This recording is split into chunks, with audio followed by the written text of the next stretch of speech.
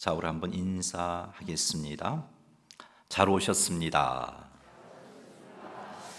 하나님은 성도님을 사랑하십니다. 오늘 하나님의 풍성한 은혜를 누립시다. 아멘. 정말 잘 오셨습니다. 한 주일 동안에 또 잘 흩어져서 생활하다가 이렇게 모이기도 했고, 또 우리가 기도하며 초청했던 이들이 이 자리에 또 왔습니다. 참 고맙고 감사하고 또 환영합니다. 여러분들에게도 하나님의 크고 놀라운 은혜가 충만하게 되기를 주의 이름으로 축복합니다. 방송실 지금 좀 하우링 생겨요. 좀 이거 좀 잡아 주셨으면 좋겠고, 아니면 다시 리셋 한번 눌러 주셨으면 좋겠어요. 이 땅에 태어난 사람은 누구나 예외 없이 언젠가는 죽습니다. 예외가 없어요. 다 죽습니다. 죽음의 모든 것이 끝이 날까요? 이 세상은 언제까지 존재하는 걸까요? 이 땅의 역사는 영원히 이어지는 것일까요? 성경에 의하면 이 땅의 역사는 영원히 계속되는 것이 아니고 끝이 있습니다. 세상의 끝은 어떨까요? 이 땅의 역사가 끝이 나는 그날, 이 세상에 무슨 일이 일어나는 걸까요? 오늘은 이런 여러 가지 질문들에 대한 답을 한번 생각해 보도록 하겠습니다. 요한계시록은 예수님의 제자 사도 요한이 하나님으로부터 받은 계시와 환상들로 이루어져 있습니다. 오늘 우리가 읽은 본문도 요한이 본 환상입니다. 이 환상은 세상 끝날에 일어날 사건입니다. 오늘 본문의 환상의 내용은 세상 끝날에 하나님께서 심판하시는 장면입니다. 11절 말씀 같이 한번 읽어보겠습니다. 또 내가 크고 흰 보좌와 그 위에 앉으신 이를 보니 땅과 하늘이 그 앞에서 피하여 간데 없더라. 아멘. 요한이 본 것은 크고 흰 보좌와 그 위에 앉아 계신 분이었습니다. 보좌에 앉아 계신 분은 누구인가? 삼위일체 하나님이십니다. 오늘 본문에 의하면 하나님께서 보좌에 앉으신 것은 마지막 날 사람들을 심판하시기 위해서입니다. 이 11절 말씀은 마지막 날 하나님의 심판이 어떤 것인지를 우리에게 보여주고 있습니다. 우리가 읽은 이 11절 말씀에 의하면 하나님께서 심판하시기 위해서 앉으신 보좌가 크고 흰색이다 라고 그렇게 기록하고 있습니다. 하나님께서 세상을 심판하시기 위해서 앉으신 보좌가 크다는 것은 하나님의 심판이 아담 이래로 예수님께서 재림하시기까지의 모든 사람을 대상으로 하는 심판이기 때문에 크다, 큰 보좌다라고 기록하고 있습니다. 이 땅의 일부의 사람들이 아닌 이 세상의 모든 사람을 심판하기 때문입니다. 사람뿐만 아니라 사탄과 같은 영적인 피조물도 심판을 받기 때문에 큰 보좌다라고 그렇게 기록하고 있습니다. 마지막 날에 하나님의 심판을 통해서 사탄도, 즉 마귀도 지옥불에 떨어지는 영벌을 받게 됩니다. 요한계시록 20장 10절 말씀 같이 한번 읽어보도록 하겠습니다. 또 그들을 미혹하는 마귀가 불과 유황못에 던져지니 거기는 그 짐승과 거짓 선지자도 있어 세세토록 밤낮 괴로움을 받으리라. 사람을 미혹하는, 그래서 사람으로 하여금 죄짓게 만드는, 하나님을 대적하게 만드는 마귀가 심판을 받아서 불과 유황못에 던져져서 세세토록 밤낮 괴로움을 받게 된다라고 기록하고 있습니다. 여러분, 지옥은요, 한국 전래 어떤 전설이나 동화에서 나오는 것처럼 마귀가 다스리는 왕국이 아니에요. 사탄이 죄인들을 심판하는 그런 곳이 아니고, 지옥은 사탄도 심판받아 떨어져서 세세토록 괴로움을 당하는 곳이 지옥입니다. 하나님께서 심판하기 위해 앉으신 보좌가 또 11절 말씀을 보면 희다라고 기록하고 있습니다.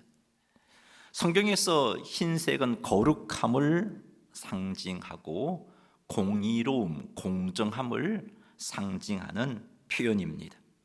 따라서 하나님이 심판하시기 위해서 앉으신 보좌가 희다라고 한 것은 하나님의 심판이 지극히 공의롭다는 것을 보여주기 위함입니다. 지극히 거룩하신 하나님께서 심판하시는데, 그 심판은 죄와 타협함이 없는 지극히 거룩한 심판이다 하는 것을 보여주는 표현으로, 그 보좌가, 세상을 심판하기 위해서 하나님이 앉으신 보좌가 흰색이다라고 요한계시록은 기록하고 있습니다. 그리고 땅과 하늘이 그 앞에서 피하여 간 데 없더라라고 표현하고 있는데, 이것은 심판하시는 하나님 앞에서 창조 세계 자체가 사라질 정도로 모든 피조물들이 하나님 앞에 노출되며 하나님의 심판에서 벗어날 수 없는 그런 심판이다 하는 것을 보여주는 표현입니다. 11절이 보여주는 마지막 날 하나님의 심판은 이 땅에 존재했던 모든 사람, 그리고 심판의 때에 존재하고 있는 모든 사람을 대상으로 하는 심판이구나 하는 것을 알 수 있습니다. 그 누구도 이 하나님의 심판을 피할 수 없습니다. 사탄도 하나님의 심판을 피할 수 없습니다. 그리고 이 하나님의 심판은 공정합니다. 억울한 심판이 하나도 없어요. 정확합니다. 죄와 타협함이 없는 그런 심판입니다. 따라서 죄가 있다면 예외 없이 하나님의 심판을 통해 그 죄값을 받게 되는 심판, 그것이 마지막 때에 하나님이 행하시는 심판입니다. 그 누구도 이 하나님의 심판을 피할 수 없습니다. 이 땅에서 아무리 막강한 권력을 가지고 있는 사람이라 할지라도 이 심판을 피할 수 없습니다. 이 땅에서 엄청난 재력을 가지고 있는 사람이라 할지라도 이 심판을 피할 수 없습니다. 세상에서는 권력이 있고 재력이 있으면 때로는 공의롭지 못한 재판 결과를 이끌어내기도 합니다. 하지만 하나님의 이 마지막 때 심판은 결코 그런 일이 없습니다. 정확하게, 공정하게, 권력도 소용없습니다. 많은 재물도 소용없습니다. 공정하게 하나님의 심판이 이루어집니다. 세상 끝날에 우리 모두는, 여기 있는 우리 모두는 예외 없습니다. 이런 하나님의 심판대 앞에 서게 된다는 것이죠. 12절 말씀도 한번 읽어보겠습니다. 또 내가 보니 죽은 자들이 큰 자나 작은 자나 그 보좌 앞에 서 있는데 책들이 펴 있고 또 다른 책들이 펴졌으니 곧 생명책이라.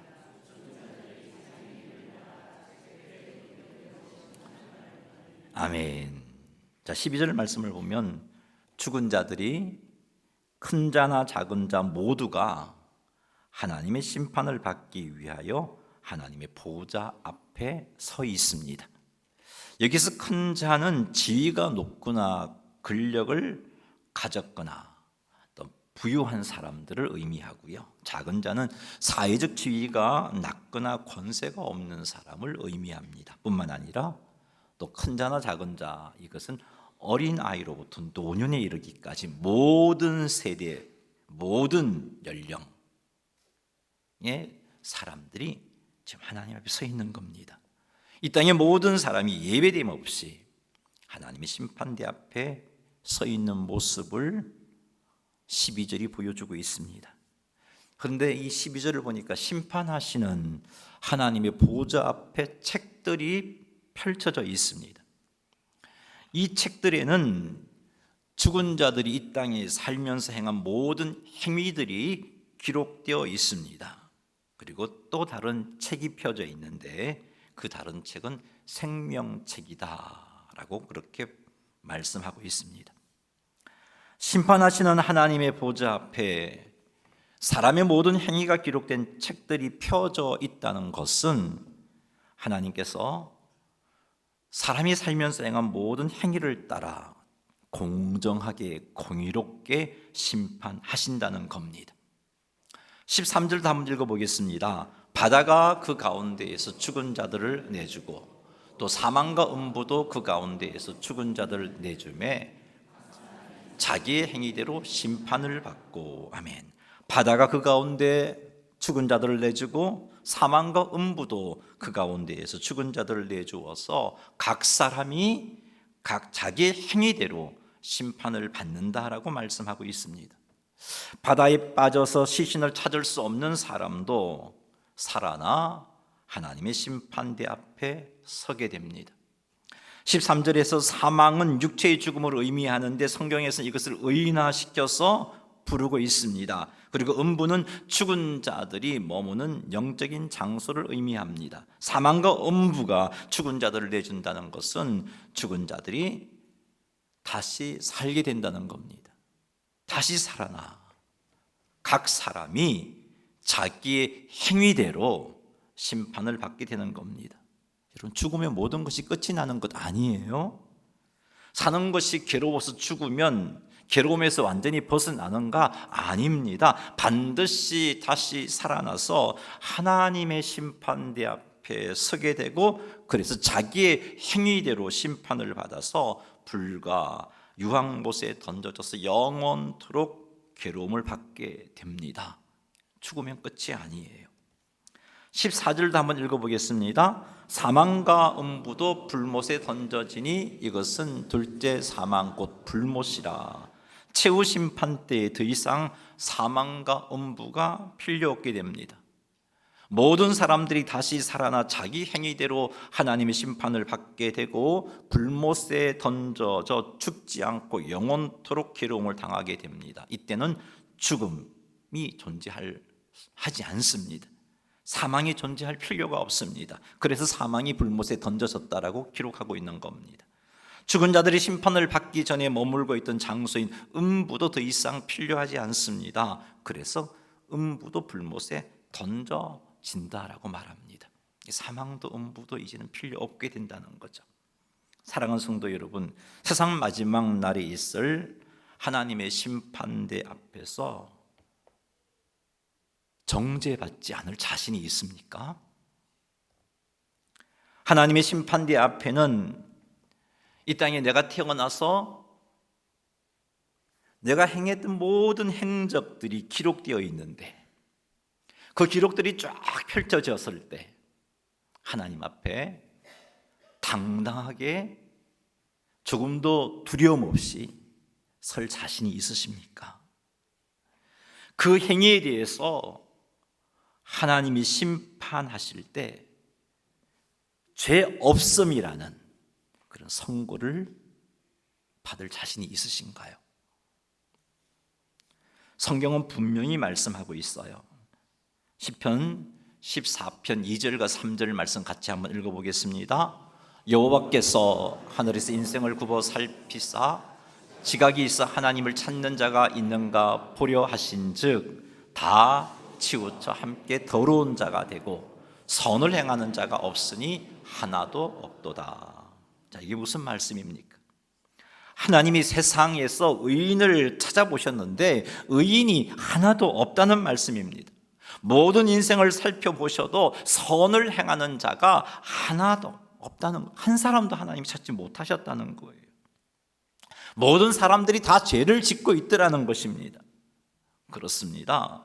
마지막 날 하나님의 심판의 때에 하나님 앞에 죄 없다라고 인정받을 수 있는 사람이 이 땅에는 존재하지 않습니다. 우리의 모든 행위가 기록된 책 앞에서 우리가 죄 짓지 않았다라고 주장할 수 있는 사람이 이 땅에는 한 사람도 존재하지 않습니다. 하나님께서는 이런 사실을 너무나 잘 알고 계셨습니다.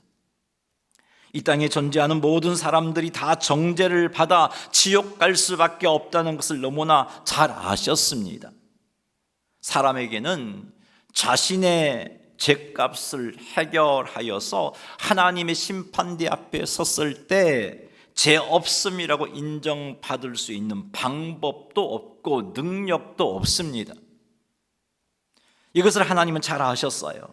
그래서 하나님께서 죄로 죽은 사람들에게 살 길을 만들어 주신 겁니다. 하나님의 심판대 앞에 섰을 때 죄 없음이라는 선언을 받을 수 있는 길을 하나님이 만들어 주셨습니다. 그 살 길이 무엇일까요? 하나님께서 하나님의 하나밖에 없는 아들 예수님을 인류의 모든 죄를 대신하여 죄값으로 죽게 하신 겁니다. 이것 말고는 우리가 이 심판 앞에 섰을 때 죄 없음이라고 선언받을 수 있는 길이 없었기 때문이에요. 세상 죄를 짊어지신 하나님의 아들 예수님께서는 세상 모든 사람들의 죄값을 갚기 위해서 십자가에서 죽으셨습니다. 그리고 예수님께서 세상의 모든 죄값을 갚으셨다는 것을 증명하시기 위하여서 3일 만에 부활하셨습니다. 이렇게 하여 사람들이 죄 사함을 받고 하나님 앞에 섰을 때 의인이라고 인정받을 수 있는 길을 하나님은 완성해 놓으셨습니다. 하나님께서 만들어주신 죄 사함을 받고 하나님 앞에 의인이라고 인정받을 수 있는 이 은혜를 내 것으로 받아 누릴 수 있는 길은 예수님을 믿는 것입니다. 요한복음 3장 16절 말씀 같이 한번 읽어보겠습니다. 하나님이 세상을 이처럼 사랑하사 독생자를 주셨으니 이는 그를 믿는 자마다 멸망하지 않고 영생을 얻게 하려 하심이라. 아멘. 이것이 하나님께서 사람들에게 주신 멸망하지 않고 영생을 얻을 수 있는 길입니다. 즉 하나님께서 보내주신 하나님의 독생자 예수님을 믿는 것이 하나님께서 완성해 주신 제사함의 은혜를 누리는 방법입니다. 다른 길은 없습니다. 다른 방법 없습니다. 만약에 다른 길, 다른 방법이 있었다면 하나님께서 하나밖에 없는 아들 예수님을 왜 십자가에 죽게 하셨을까요? 여러분, 독생자 외아들을 죽게 하는 거 그거 쉬운 일인가요? 아니란 말이에요.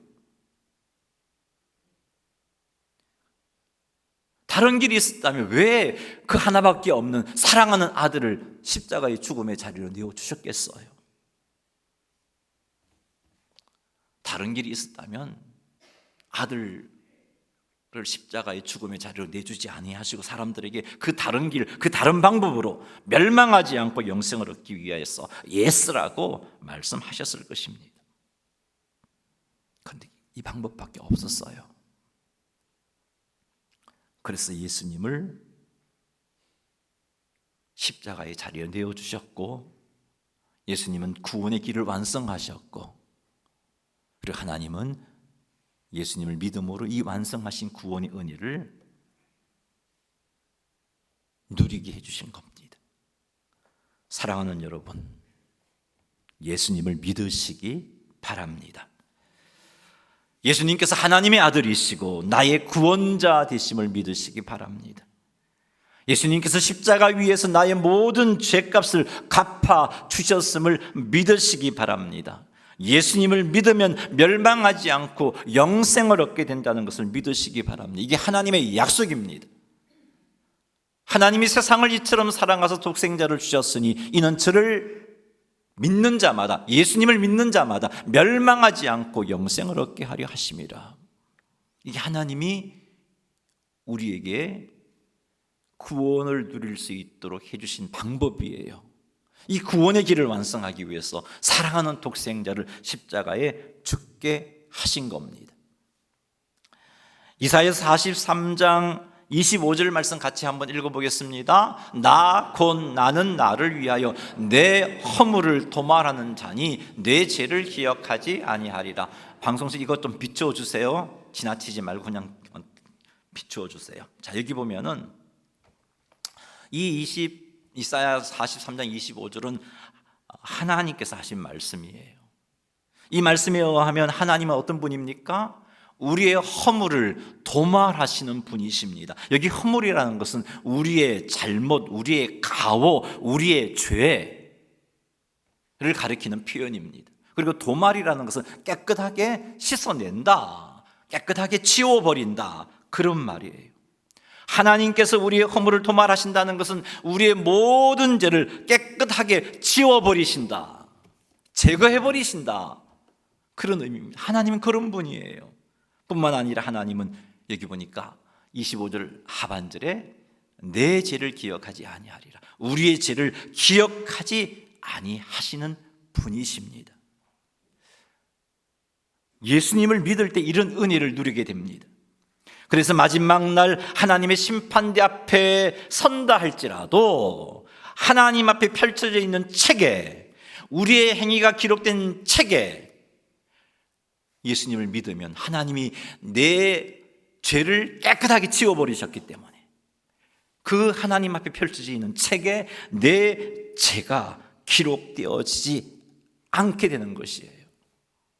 그래서 정죄받지 않는 겁니다.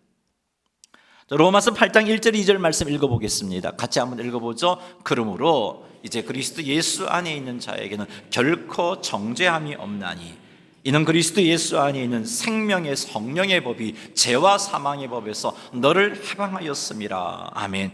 예수님을 믿게 되면 하나님께서 우리의 모든 죄를 도말하십니다. 깨끗하게 제하여 버리시고 그 죄를 기억하지 아니하십니다. 그래서 예수님을 믿는 자들은 결코 정죄함이 없는 겁니다. 심판받아 지옥에 떨어지는 일이 결코 없습니다. 예수님의 보혈이 우리를 죄와 사망의 법에서 해방하였기 때문입니다. 하나님이 우리에게 만들어주신 이 구원의 길이 아니고서는 마지막 날 하나님의 심판대 앞에서 정죄받지 않을 수 있는 사람은 없습니다. 아무도 하나님의 공의로운 심판 앞에서 의인이라고 인정받지 못합니다. 이 말은 하나님의 주신 구원의 길이 아니고서는 불과 유황의 불못에서 벗어나지 못한다는 말입니다. 심판의 때를 준비하는 것은 다름이 아니라 예수님을 믿는 것입니다. 예수님을 하나님의 아들로 믿는 것이고 예수님을 나의 구원자로 믿는 것입니다. 예수님께서 십자가 위에서 나의 모든 죄값을 갚아 주셨음을 믿는 것입니다. 예수님을 믿으면 멸망하지 않고 영생을 얻게 된다는 것을 믿는 것입니다. 사랑하는 성도 여러분, 하나님께서 여러분에게 주신 이 구원의 길 받아들이시기 바랍니다. 이제 모두 다 눈을 감으세요. 우리 성도님들도 제 말에 한번 반응해 보시고 오늘 처음 나오신 분들도 반응해 보시기 바랍니다. 다 눈을 감으세요. 예수님을 믿음으로 이 마지막 때 있을 하나님의 심판의 때를 준비하기를 원하시는 분들은 손을 들어 표현하시기 바랍니다. 예수님을 나의 구원자로 믿음으로 모든 죄를 깨끗하게 해주시는 이 은혜를 받기를 원하시는 분들은 손들어 표현하시기 바랍니다. 예수님이 십자가에서 나의 모든 죄를 씻어주셨음을 믿음으로 영생 얻기를 원하시는 분 손들어 표시하십시오. 다 손 내리세요. 이제 저를 따라 한번 기도합시다. 그 의미를 생각하면서 그 의미에 동의하면서 기도하겠습니다. 주 예수님, 저는 지옥 갈 수밖에 없는 죄인입니다. 이런 저를 구원받을 수 있도록 불러주심을 감사합니다. 예수님께서 나를 구원하실 유일한 구원자이심을 믿습니다. 예수님께서 나의 하나님 되심을 믿습니다. 예수님께서 나의 주인 되심을 믿습니다. 예수님께서 십자가에서 죽으심으로 저의 죄가 용서되었음을 믿습니다. 이제 마음의 문을 엽니다. 제 마음에 들어오셔서 나의 구원자가 되어주세요. 나의 하나님이 되어주세요. 나의 주님이 되어주세요. 예수님의 이름으로 기도합니다. 아멘. 자, 눈을 뜨시고 여러분들이 진심으로 기도하셨다면 하나님의 약속은 그대로 이루어집니다. 여러분은 죄사함의 은혜를 받았습니다. 그리고 마지막 날 여러분들이 크고 흰 보좌에 앉으신 하나님 앞에 서게 된다 할지라도 걱정할 필요 없습니다. 하나님 보좌 앞에 펼쳐진 우리 행동이 기록된 그 책에 여러분의 죄는 없어요. 하나님이 깨끗하게 도말해버리셨어요. 그리고 의인이라고 인정받게 될 것이고 영광의 하나님 나라를 상속받게 될 것입니다. 이뿐 아니라 성령 하나님께서 여러분과 함께 하시면서 여러분을 도우실 겁니다. 위로해 주시고 말씀도 깨닫게 하시고 의롭게 살아갈 수 있도록 지혜와 힘도 공급해 주실 것입니다. 그리고 이제 여러분들은 하나님의 아들이 되었고 딸이 되었어요. 그래서 하나님을 아버지라고 부를 수 있습니다. 한번 이렇게 한번 해볼까요? 하나님 아버지 감사합니다. 아멘. 자, 예수님을 믿는 이 믿음이 이제는 뿌리 깊게 내려야 돼요. 이 믿음이라는 건요, 오늘 내가 정말 하나님 앞에 목숨을 내어줄 만한 믿음이 있어도 하나님과의 관계가 점점 멀어지면요, 이 믿음이 너무 약해져 버려요. 그래서 우리는 이 믿음이 흔들리지 않도록 하기 위해서, 뿌리 깊게 내리도록 하기 위해서 해야 할 일이 있는데 그것이 무엇이냐 하면 규칙적으로 여러분들이 하나님을 예배해야 돼요. 그래서 여러분들 주일마다 일요일마다 하나님 앞에 나와 예배드리면서 하나님을 꼭 만나시기 바랍니다. 이렇게 해야 끝까지 믿음을 잘 지킬 수 있어요. 끝까지 믿음을 지켜야 심판의 때를 준비하는 겁니다. 이렇게 하셔서 우리 모두가 영광의 하나님 나라에서 참 기쁨과 행복을 누리며 영생하는 복을 누리게 되시기를 주님의 이름으로 축원합니다. 찬송가 280장 찬양하겠습니다.